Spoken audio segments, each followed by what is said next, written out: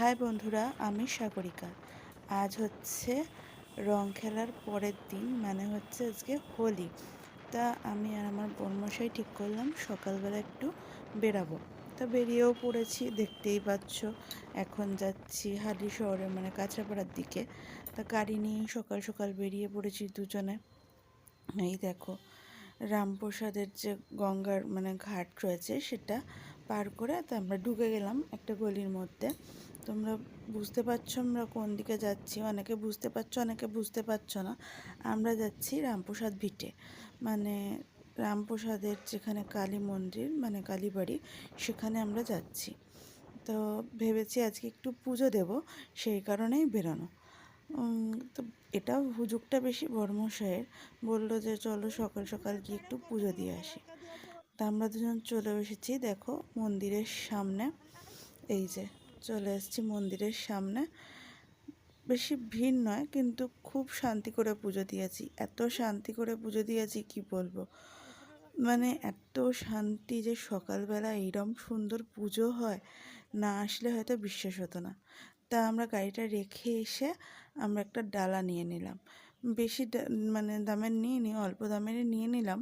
কারণ ফার্স্টে ভাবছিলাম যে কম দামেরই নিয়ে, বেশি দামের দরকার নেই। তো কম দামেরই নিলাম।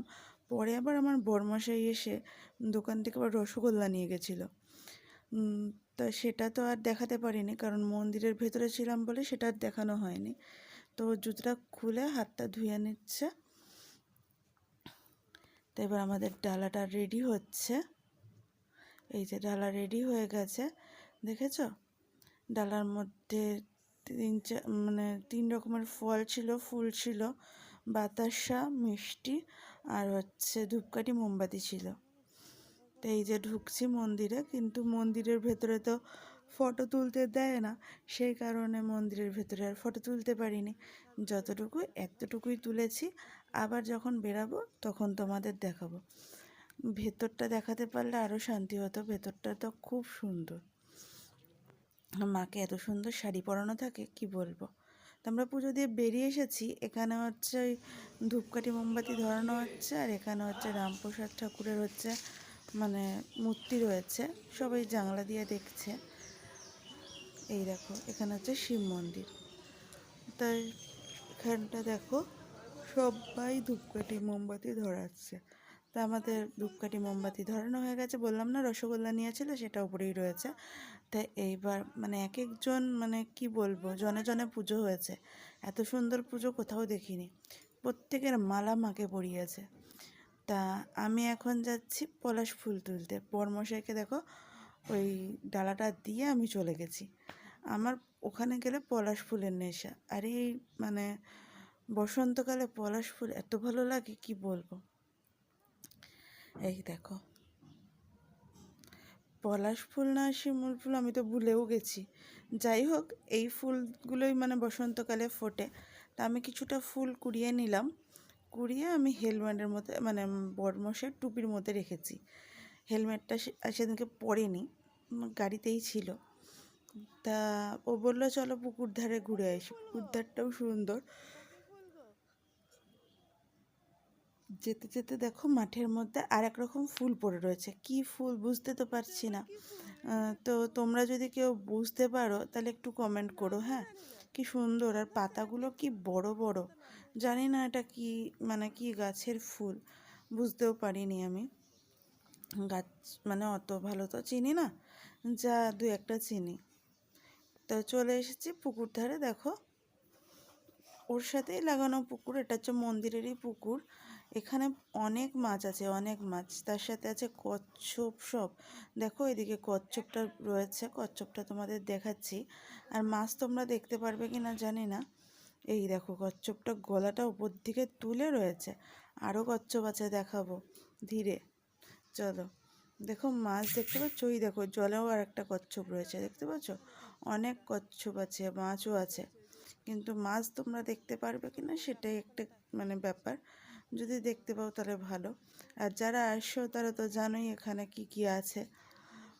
তা আমরা একটু পুকুর ধারটাও ভালো করে ঘুরে নিলাম। আর ওপরে দেখো কত পায়রা।